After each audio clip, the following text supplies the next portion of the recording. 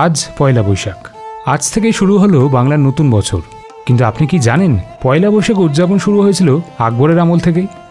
আগে হ্যাঁ, ইতিহাস বলছে এই দিনেই হযরত মুহাম্মদ জন্মভূমি মক্কা ত্যাগ করে মদিনায় গিয়ে আশ্রয় নেন। এই ঘটনা আরবি ভাষায় হিজরত নামে পরিচিত।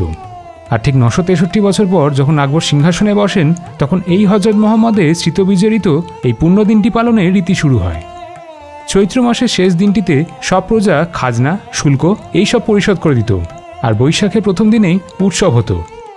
শোনা যায় বাংলার নবাব মুর্শিদ কুলি খাঁ জমিদারদের ওপর নবাবী কর্তৃত্ব রাখার জন্য বৈশাখে পুণ্যাহ প্রথা চালু করেছিলেন। বিশেষ দিনটিতে জমিদারেরা নৌকায় চেপে দামি দামি উপহার নিয়ে মুর্শিদাবাদে আসতেন, তারপর নবাবের দরবারে খাজনা জমা করতেন। সোনার মোহর নজরানা দিলে নবাব তাদের পদমর্যাদা অনুসারে পাগড়ি, পোশাক, কোমরবন্ধ দান করতেন। মুর্শিদ কুলি খাঁ পুণ্যাহ নাম দিলেও প্রকৃতপক্ষে এটি ছিল হালখাতারই আরেক রূপ। ক্রমে এই প্রথা বাংলার নানা অঞ্চলে ছড়িয়ে পড়তে থাকে।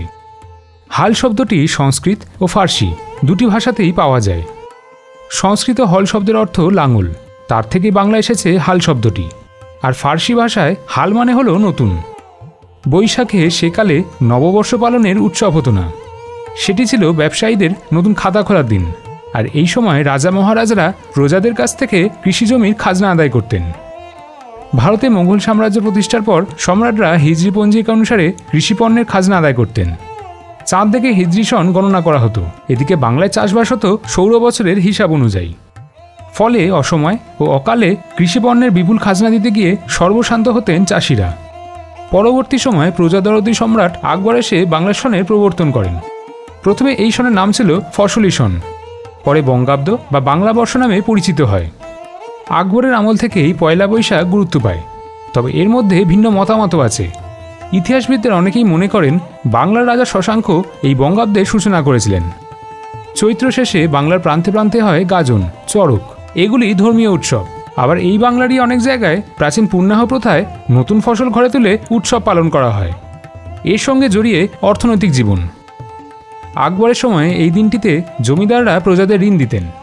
প্রাকৃতিক দুর্যোগ বা অন্য কারণে রাজস্ব জমা করতে না পারলে তা মকুব করে দেওয়া হতো। এই দিনটি ছিল সামাজিক আদান প্রদানের দিন। স্বাভাবিকভাবেই ধীরে ধীরে সেই দিনটির গুরুত্ব অপরিসীম হয়ে ওঠে। ওদিকে বাংলাদেশে কিন্তু পয়লা বৈশাখ নয়, উদযাপন হয় পয়লা বৈশাখ, মানে জাতীয় উৎসব। এপার বাংলার ওপার বাংলার সংস্কৃতিতে অনেক মিল রয়েছে, কিন্তু দুই বাংলায় একদিনে পয়লা বৈশাখ পালন করা হয় না।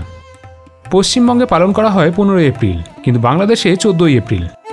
এবছর পশ্চিমবঙ্গেও একই দিনে পালন করা হচ্ছে পয়লা বৈশাখ। বাংলাদেশ যখন ব্রিটিশ শাসিত ভারতের অংশ ছিল, তখন ভারতীয় বিজ্ঞানী মেঘনাদ সাহাকে সরকার 1952 সালে পঞ্জিকা সংস্কারের দায়িত্ব দিয়েছিল। সেই পঞ্জিকা অনুসারে পয়লা বৈশাখ ছিল 14 এপ্রিল। যদিও মেঘনাদ সাহা যে সংস্কারটি করেছিলেন তা আসলে কার্যকরী হয়নি। পরবর্তীতে পূর্ব পাকিস্তান বা পূর্ববঙ্গে 1966 সালে ডক্টর মোহাম্মদ শহীদুল্লাহের পরিচালনায় একটি কমিটি পুরনো বাংলা দিনপঞ্জি সংশোধন করে। 1987 সালে আনুষ্ঠানিকভাবে বাংলাদেশে এই পঞ্জিকা গ্রহণ করা হয়েছিল। এরপর জাতীয় দিনপঞ্জির সূচনা ও প্রতি বছর নববর্ষ 14 এপ্রিলই হয়ে থাকে। ভারতের রাজ্যগুলিতে যে দিনপঞ্জি ব্যবহার করা হয় তার সংস্কৃত গ্রন্থ সূর্য সিদ্ধান্তের ওপর ভিত্তি করে লেখা, তাই দিনপঞ্জিকা দুই দেশের আলাদা। তবে ইতিহাস যাই বলুক না কেন, পয়লা বৈশাখ ভেদাভেদ নয়, উদযাপনের দিন। কি তাই তো?